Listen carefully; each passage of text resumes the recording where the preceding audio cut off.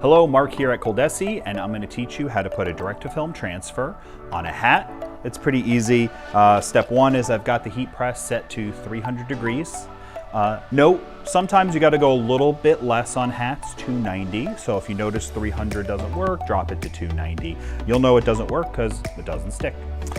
We've also got the time sent to 10 seconds. And the same thing, if you notice that the 10 seconds and 300 didn't work, drop to 290 and 8 seconds. So it just depends on the material, but otherwise easy.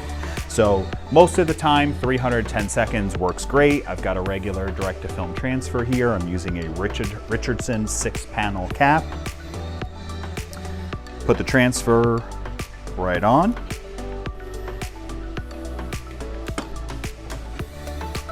Heat press, about 10 seconds. This is gonna pop up for us and we're gonna do what we call a hot peel. That means just peel it off right away.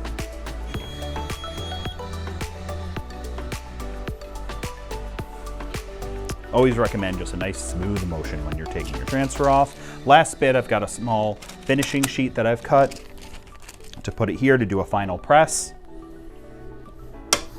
It's just gonna kind of lock it in, give it a great texture. That's only happening for about 5 seconds.